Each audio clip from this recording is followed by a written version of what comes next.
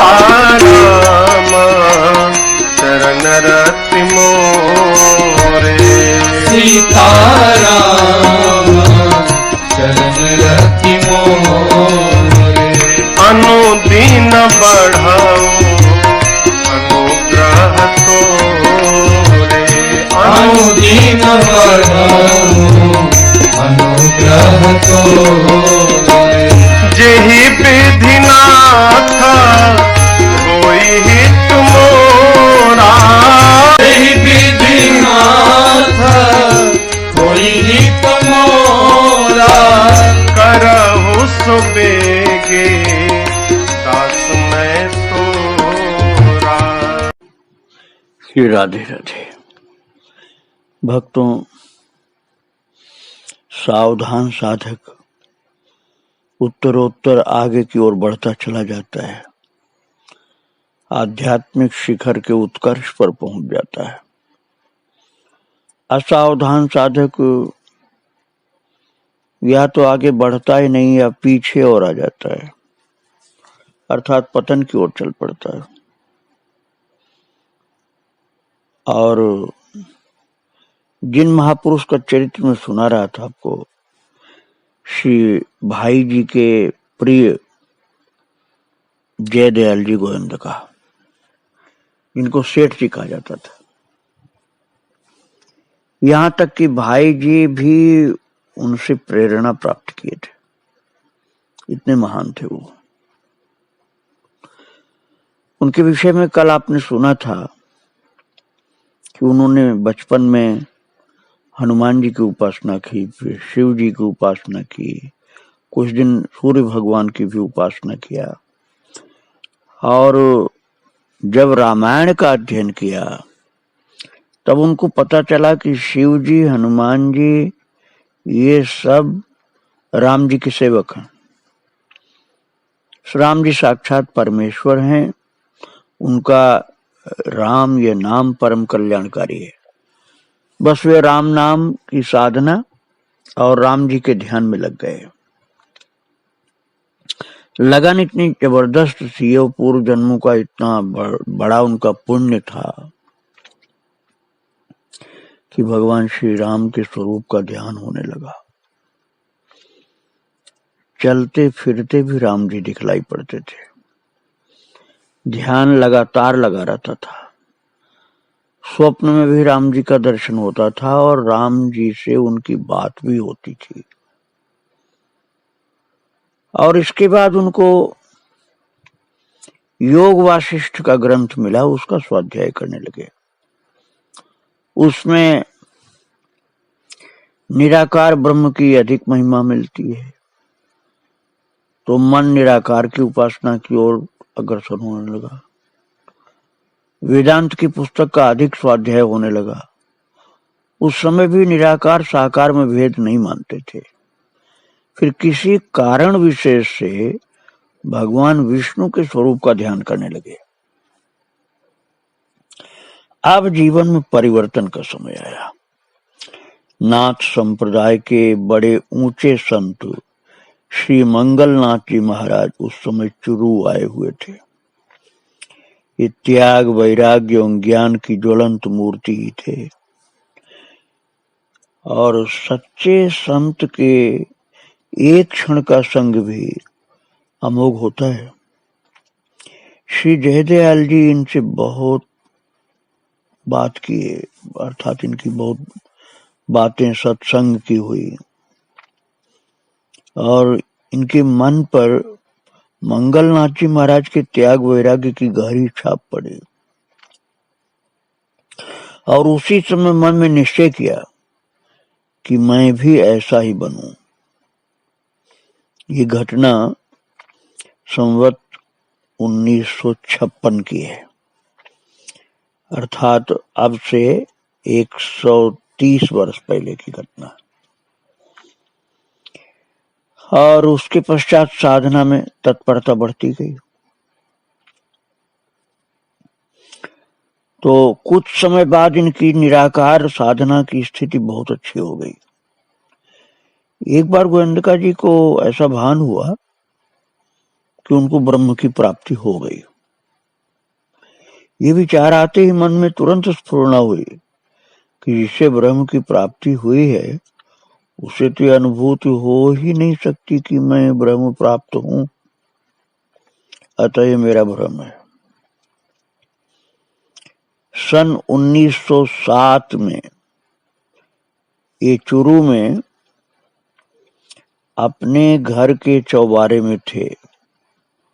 उस समय सर्वथा जागृत अवस्था में इन्हें प्रथम बार भगवान विष्णु के साक्षात दर्शनों का परम सौभाग्य प्राप्त हुआ। उस समय इनका मुंह चादर से ढका हुआ था।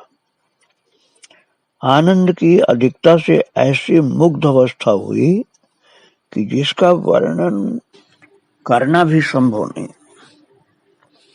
उनके मन में आया कि मैंने तो भगवान को बुलाया नहीं था, कैसे पधारना हुआ। मन में स्फुरणा हुई निष्काम भक्ति के प्रचार के लिए। ये ठाकुर चिनंदर से प्रेरणा दी भक्तों। जब वो सोचने लगे कि प्रभु क्यों आए, मैंने तो बुलाया नहीं था, तो मन में तुरंत उसका जवाब मिला कि निष्काम भक्ति के प्रचार के लिए।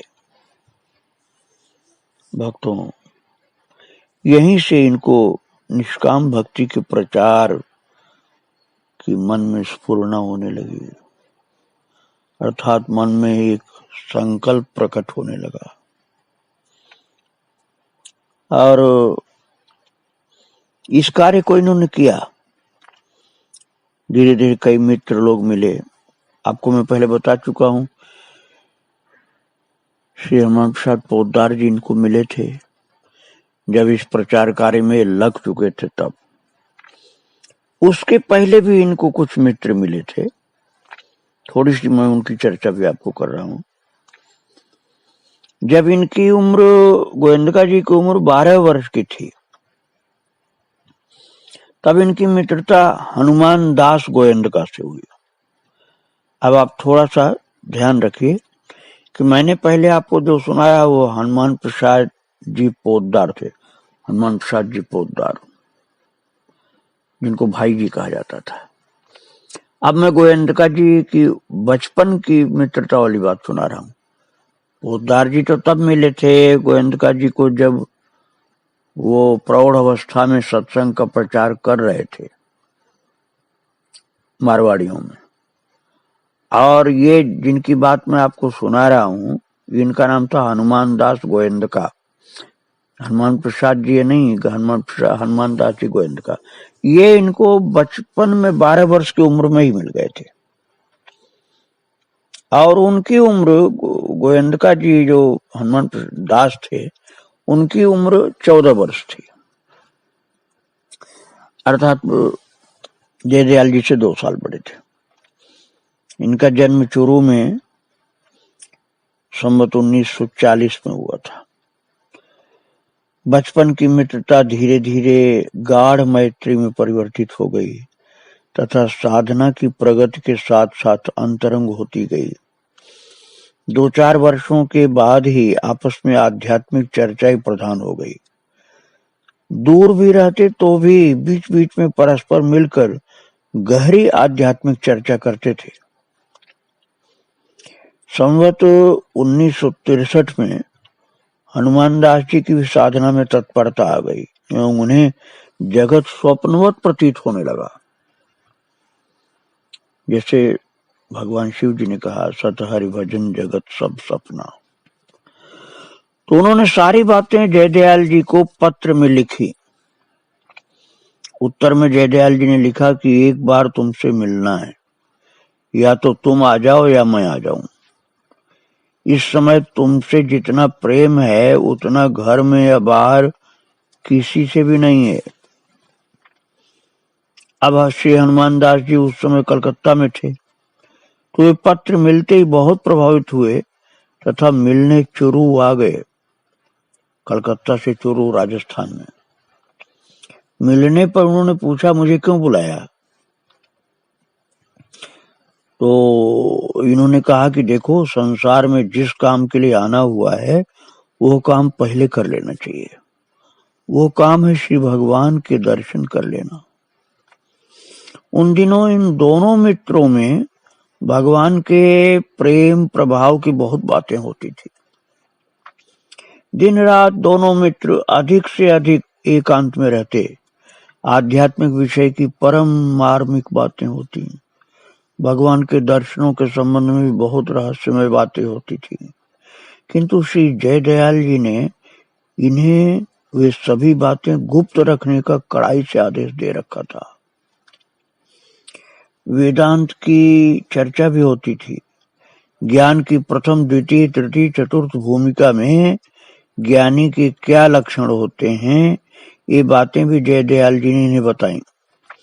इन बातों को तथा भगवान के दर्शनों की बातें सुनने से श्री हनुमान दास जी के मन में एकांत में रहने की प्रबल इच्छा जागृत हुई। वे बार बार घर छोड़कर संन्यास लेने के लिए इनसे आग्रह करने लगे। इनका प्रबल आग्रह देखकर श्री जयदयाल जी ने कहा कि 4-6 महीने यहीं रहकर निरंतर भजन स्मरण करके अपनी स्थिति दृढ़ कर लेनी चाहिए। इससे संन्यास लेने में बड़ी सहायता मिलेगी। 4 महीने तीव्र साधना के साथ भगवत चर्चा होती रही। 4 महीने पूरे होते ही फिर ये संन्यास के लिए आग्रह करने लगे। श्री जयदयाल जी थोड़ी देर सोचते रहे, फिर बोले, तुम्हारे भविष्य की बातों की स्फुरना मेरे मन में हो रही है। तुम्हारे लिए संन्यास लेना ठीक नहीं है। तुम इसे निभा नहीं सकोगे, क्योंकि तुम्हारा वैराग्य स्थायी नहीं है। परंतु उनका आग्रह चालू रहा। आग्रह के उत्तर में श्री जयदयाल जी ने कहा, देखो, मैं तुम्हारे साथ चलने का वचन दे चुका हूं और तुम कहोगे तो मैं चलूंगा, पर तुम्हें अभी भोग भोगना अनिवार्य है। यदि तुम संन्यास लोगे तो फिर तुम्हें अपनी गृहस्थी में आना पड़ेगा, और मैंने यदि संन्यास ग्रहण किया तो मैं वापस नहीं लौटूंगा। मैं तो यदि बना तो कानों से बहरा, मुंह से गूंगा और पैरों से पंगु सन्यासी बनूंगा। मेरे मन में अपने एवं तुम्हारे पूर्व जन्म की बातें स्फुरित हो आई हैं। जयदयाल जी ने कहा कि मेरे मन में पूर्व जन्म की बातें मेरी भी दिखलाई पड़ रही हैं और तुम्हारी भी दिखलाई पड़ रही हैं। तो उन्होंने पूछा हनुमान दास जी गोयंदका ने कि आपके मन में पूर्व जन्म की बातें मेरी और आपकी दिखलाई पड़ रही, तो बताइए क्या देख रहे हैं। तो उन्होंने कहा, लगभग 2000 वर्ष पूर्व पहले तुम राजा थे। जयदयाल जी ने कहा हनुमान दास गोयंदका को कि पहले आप राजा थे 2000 वर्ष पहले, और मैं तुम्हारा मंत्री था। उस समय भी हम दोनों ने राज्य छोड़कर संन्यास लिया था, और संन्यास के बाद हम लोगों के पास बहुत लोग सत्संग के लिए आते थे। वृक्षों के नीचे सत्संग होता था। कुछ समय बाद मेरा शरीर छूट गया, तुम अकेले रह गए।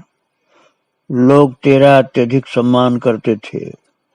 मैं जब जीवित था तो सम्मान मेरा भी बहुत होता था, परंतु मैं मन से स्वीकार नहीं करता था, और मेरी मृत्यु के पश्चात तुमने सम्मान स्वीकार करना आरंभ कर दिया। अर्थात पूर्व प्रकृति के अनुसार उस त्याग आश्रम में बहुत ही सुख सुविधा तुमने इकट्ठी कर ली। खान पान के बड़े शौकीन थे तुम। बहुत प्रकार के भोग भोगने लगे, जिससे तुम्हारी हानि हुई, पतन भी हुआ तुम्हारा। समय पर तुम्हारी मृत्यु हुई, और मृत्यु के बाद तब से अब तक तुम्हें मनुष्य जन्म नहीं मिला।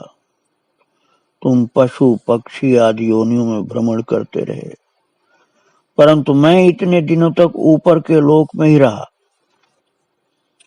अब इतने दिनों बाद दैव योग से तुम्हारे शुभ कर्म प्रकट हुए और तुम्हें मनुष्य जन्म मिला, और मेरा भी आना हुआ। यदि अब तुम हठ करोगे तो वचनबद्ध होने से मैं तुम्हारे साथ संन्यास ग्रहण कर लूंगा, पर निश्चय मानो कि तुम्हें लौटना होगा और मैं लौटूंगा नहीं, मेरा तुम्हारा संग छूट जाएगा। इन बातों को लेकर बहुत देर विचार होता रहा और अंत में सन्यास का विचार त्याग दिया गया। यह निश्चय हुआ कि जयदयाल जी बांकुड़ा रहें और हनुमान दास जी कलकत्ता में रहें। भक्तों, समय समय पर ये दोनों मित्र मिलते रहे। ये क्रम कई वर्षों तक चलता रहा। जब मिलते तो कई बार सारी सारी रात भगवत चर्चा करते बीत जाती, फिर भी बातें समाप्त नहीं होती थी।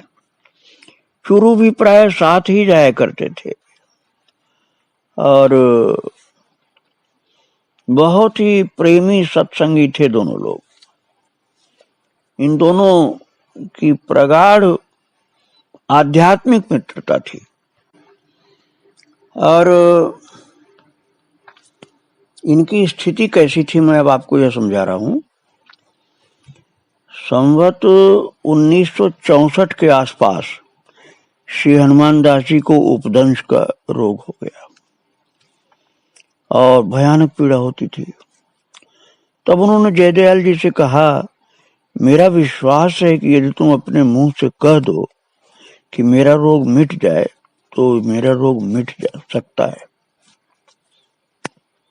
अवश्य तुम्हारे भजन ध्यान की पूंजी में कोई क्षति नहीं होनी चाहिए। उन्होंने कहा, ठीक है, तुम्हारा रोग तो अवश्य मिट सकता है, पर भोग समाप्त होने के पूर्व मिटाने से अवशिष्ट अंश दूसरे जन्म में भोगना पड़ेगा तथा दूसरा जन्म धारण करना पड़े, ऐसी चेष्टा मेरे द्वारा नहीं हो सकती। हाँ, एक उपाय है, अपना ये रोग मुझे दे दो। जयदयाल जी ने कहा हनुमान दास गोविंद से कि आप अपना रोग हमको दे दो, ये उपाय है, इससे तुम रोग मुक्त हो जाओगे। तो हनुमान दास जी ने कहा, भला अपना ये भयंकर रोग तुम्हें कैसे दे दूं, ये मेरे से नहीं होगा। जयदयाल जी ने कहा, देखो, ये तुम अस्वीकार कर रहे हो, पर अब जो कहता हूं उसे अस्वीकार मत करना, उसे अवश्य मान लेना। तुम मुझे अपनी आधी बीमारी अवश्य दे दो, मैं ले लेता हूं, इससे तुम्हारी आधी पीड़ा कम हो जाएगी। और इतनी बात होने के बाद तत्काल ही सचमुच आधा रोग जयदयाल जी के शरीर पर चला गया। उनकी मूत्रेंद्री पर तत्क्षण आधा घाव हो गया और हनुमान दास जी का आधा घाव ठीक हो गया तथा पीड़ा भी आधी हो गई। जयदयाल जी ने कहा, दवा की शीशियां फेंक दो, और वैसे ही किया गया। भक्तों, हनुमान दास जी आश्चर्य में डूबे उनकी बातें सुनते रहे। अब आप लोग सोचो जयदयाल जी की कितनी ऊंचाई थी आध्यात्मिक स्थिति की। हनुमान दास जी के आश्चर्य की कोई सीमा नहीं थी। जब उन्होंने देखा कि 5-7 दिनों में ही घाव बिल्कुल आराम हो गया, घाव में पूरा आराम, तब वो जयदयाल जी की स्थिति को सोचने लगे कि कितनी इनकी आध्यात्मिक स्थिति ऊंची है। और संवत 1965 के आसपास की बात है। हनुमान दास जी उस समय चुरू में थे। उन्हें अचानक हैजे का रोग हो गया, कष्ट बहुत बढ़ गया। रात में 12 बजे जीवन की आशा जाती रही। वैद्यों ने निराश होकर जवाब दे दिया। जयदयाल जी उस समय चक्रधरपुर में थे। उनके पिता खूबचंद जी उनके पास थे। उन्होंने कहा, तुम्हारी कोई अंतिम इच्छा हो तो बताओ। आग्रह पूर्वक पूछने पर हनुमान दास जी ने कहा, और तो कोई इच्छा नहीं, केवल एक इच्छा है कि जयदयाल जी से एक बार मिल लेता। खूबचंद जी ने कहा, वो तो चक्रधरपुर में होने से अभी पहुंच नहीं सकता। उनका एक कहना ही था कि हनुमान दास जी ने देखा जयदयाल जी सशरीर उनके सामने खड़े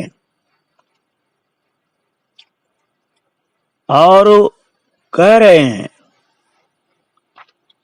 कि मैं क्यों नहीं आ सकता। फिर दोनों मित्र आपस में घुल मिलकर बातें करने लगे। जयदयाल जी ने कहा, तुम चिंता न करो, तुम्हारी ये बीमारी ठीक हो जाएगी। और आश्चर्य की बात यह थी कि जो शब्द हनुमान दास जी बोलते थे वे शब्द सब लोग सुन पाते थे, पर जयदयाल जी के बोले हुए शब्द केवल हनुमान दास जी सुन पाते थे और कोई नहीं।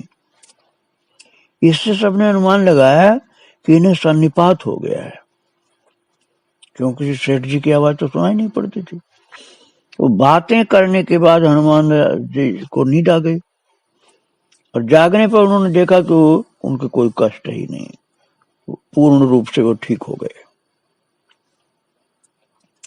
जब जयदयाल जी को इसके बारे में पूछा गया तो कहा, मुझे इस बात को कुछ पता भी नहीं। अब आप सोचिए, या तो भगवान ने लीला की थी या भगवान ने जयदयाल जी को विस्मृति में डाल दिया था जिसे वो भूल गए। जयदयाल जी के प्रति हनुमान दास जी की तो श्रद्धा थी, पर उनके घर वालों की नहीं थी। एक बार उन्होंने अपनी स्त्री से कहा कि जयदयाल जी दूसरे के मन की बात बता देता है, पर इनकी स्त्री को इस बात पर विश्वास नहीं हुआ और उसने कहा कि यदि मेरे मन की बात बता दें तो मैं सच मानूं। परीक्षा के लिए उसने मन में किसी विशेष बात का चिंतन किया तथा जयदयाल जी ने वो बात ज्यों की त्यों बता दी। तब से उनकी स्त्री की भी श्रद्धा हो गई। सत्संग के प्रसंग में एक दिन जयदयाल जी ने उनकी पत्नी से कहा कि भगवान का ध्यान करना चाहिए। वो बोली, उसका ध्यान करना तो संभव है जिससे पहले देखा हो, और भगवान को तो मैंने पहले कभी देखा नहीं, तब उनका ध्यान कैसे करूं। जयदयाल जी ने उनसे समझाने की चेष्टा की और ऐसी धारणा रखने से भगवान के दर्शन होने बड़े कठिन है, ये भी कहा। पर वो अपनी बात का समर्थन करते हुए बोली कि प्रत्यक्ष न सही, स्वप्न में भी दर्शन हो जाएं तो उसके अनुसार ध्यान किया जा सकता है। तो जयदयाल जी ने अंत में कहा, अच्छी बात है, यदि स्वप्न में तुम्हें भगवान के दर्शन हो जाएं तो फिर ध्यान करोगी ना।